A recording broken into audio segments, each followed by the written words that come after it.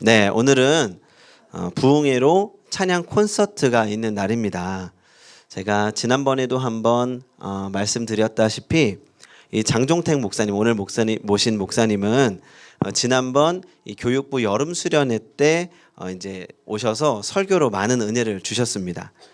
그런데 다음 날 제가 이제 다른 강사 목사님을 모셔서 이야기를 하던 중에 이 어제 우리 교회에 장종택 목사님이 오셨다, 많은 은혜를 받았습니다, 그런 이야기를 드렸습니다.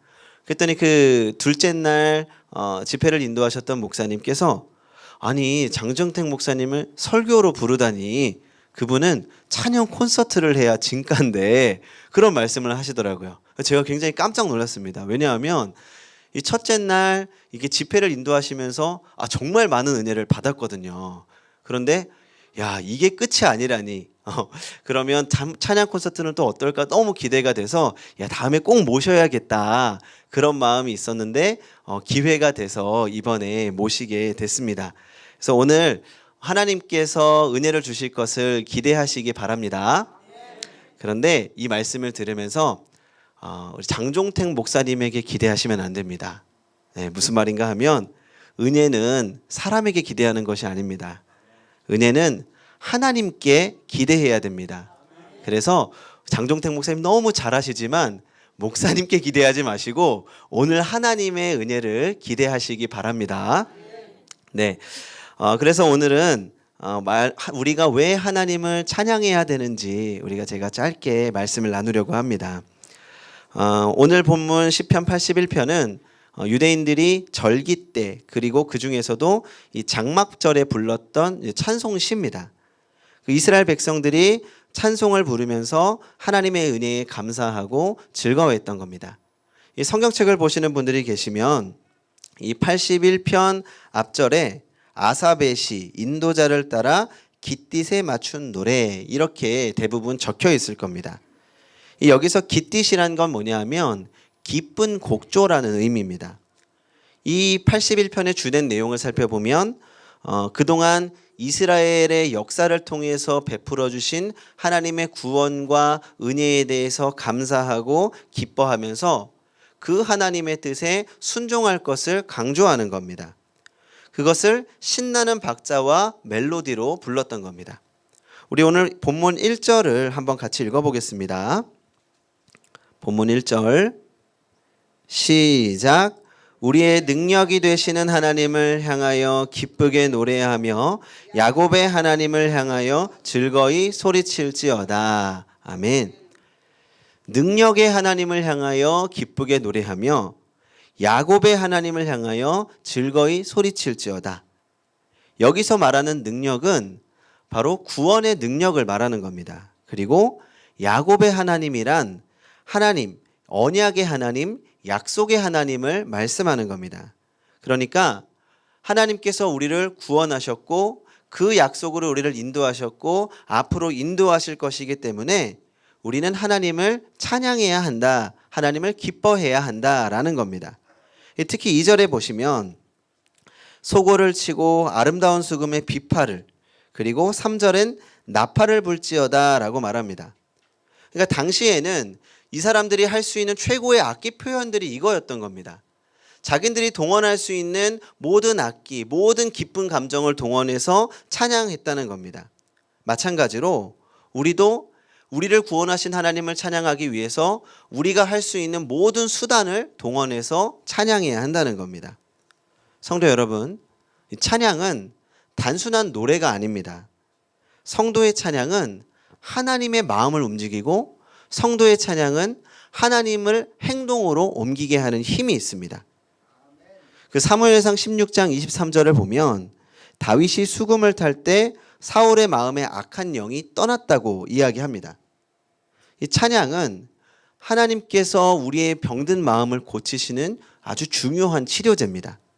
그리고 이스라엘의 역사를 보면 이스라엘이 그동안 많은 전쟁을 치르지 않았습니까? 그런데 이스라엘이 승리한 전쟁을 보면 반드시 그 앞에 이스라엘 백성들이 하나님을 찬양하는 일이 있습니다. 그들이 하나님을 찬양하지 않으면 전쟁에서 패하고, 그들이 하나님을 찬양할 때 이스라엘이 전쟁에서 승리할 수 있었습니다. 한마디로 찬양은 우리가 이 땅 가운데에서 영적 전쟁을 할 때 승리하게 하는 가장 중요한 무기라는 겁니다. 찬양하면 승리하고 찬양하지 않으면 패배하게 되는 겁니다. 우리가 어려운 상황에 있을 때에도 찬양하면 승리하게 되는 것이고 찬양하지 않게 되면 그 어려운 상황 속에서 더 심각한 좌절과 패배로 넘어가게 되는 겁니다. 하나님은 찬양대로 역사하시는 분입니다. 그 미국에 켄터키라는 사람이 있었습니다. 그 65세의 사업이 실패하고 그 중한 병, 심각한 병에 걸려서 이 병원에 입원하게 됐습니다. 이 절망 가운데 있었던 중에 새벽에 복도를 걷고 있다가 누군가 노래를 부르는 소리를 들었습니다. 찬송이었습니다. 너 근심 걱정 말아라 주 너를 지키리. 이 찬송 소리를 따라서 켄터키는 방문을 열고 자기 그 찬송을 부르는 사람을 만나게 됐습니다. 이 사람을 보니까 두 다리가 절단된 50세가량의 남성이었습니다. 켄터키는 충격을 받았습니다. 어떻게 그런 처지에 있으면서도 그런 찬송을 부를 수 있는 거냐고. 그랬더니 이렇게 대답하는 겁니다. 나는 전쟁터에서 두 발을 잃었지만 아직도 성한 두 팔이 있고 눈, 코, 입이 있고 예수를 믿고 천국 갈 테니 기뻐서 찬송을 합니다. 켄터키는 다시 한번 찬송을 불러달라고 말합니다. 그리고 그도 함께 찬송을 부르다가 성령의 역사로 병의 고침을 받고 또 새롭게 재기하게 됐습니다. 이 당시가 미국의 대공황 때였는데 이 먹을 것이 없어서 하루는 금식소에 먹을 것을 얻으러 갔습니다. 그런데 마침 자기 앞사람까지 옥수수죽을 다 퍼주고 떨어져서 없다고 하는 겁니다. 어쩔 수 없이 이 가마에 붙은 남은 거라도 떼어달라고 이야기를 해서 그것을 얻어가지고 돌아왔습니다. 근데 먹어보니까 너무 고소하고 바삭바삭해서 맛이 좋았습니다. 그때 하나님이 주시는 지혜가 있었습니다. 이걸 닭고기에 입혀서 먹으면 맛있겠다. 그래서 닭 한 마리 사서 밀가루 입혀서 튀기고 시장에 팔아보니까 너무 장사가 잘 되는 겁니다. 그래서 기술을 가르치고 업그레이드하고 또 동업자를 늘려가면서 한 게 오늘날 뭐가 됐습니까? KFC 치킨이 된 겁니다. 그 상표 영감님이 바로 이 켄터키입니다. 성도 여러분, 찬양에는 힘이 있습니다. 사람을 세우고 사람을 다시 살리는 힘이 있습니다. 그래서 우리의 삶에 어려운 상황일수록 내 힘으로 해결할 수 없는 상황일수록 우리는 지난 삶에 역사하신 하나님을 기억하고 그 하나님을 찬양해야 합니다.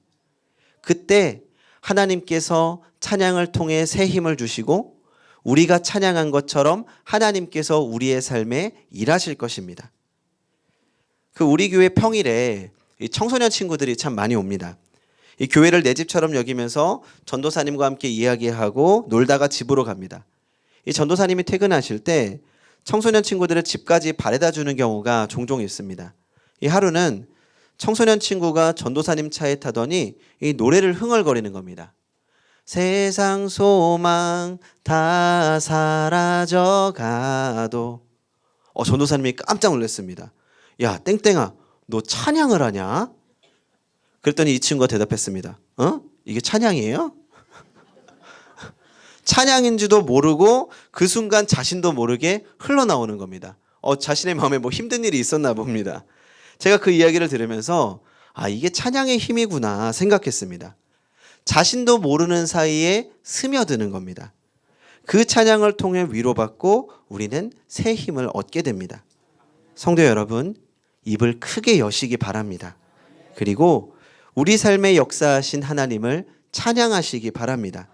그러면 그 찬양 속에 하나님께서 그 찬양처럼 우리 삶에 역사하시고 개입하시고 우리의 삶을 변화시켜 주실 것입니다. 그 찬양의 능력을 경험하며 살아가는 성도님들이 되시기 바랍니다. 기도하겠습니다.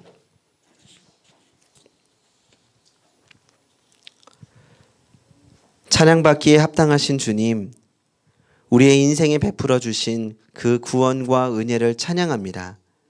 우리가 사는 날 동안 주님을 향한 찬양이 멈추지 않게 하여 주시옵소서. 또한 이 찬양의 능력이 우리의 삶에 나타나기 원합니다. 찬양하는 동안 우리의 마음이 변화되어 슬픔이 기쁨으로 바뀌게 하시고 절망이 희망으로 바뀌게 하시고 변하지 않을 것 같은 상황이 변하게 하여 주시옵소서. 그리하여 우리 안에 늘 찬양의 기쁨, 하나님이 주시는 기쁨이 넘치게 하여 주시옵소서. 늘 찬양의 능력을 경험하며 살게 하여 주시옵소서. 예수님의 이름으로 기도합니다. 아멘.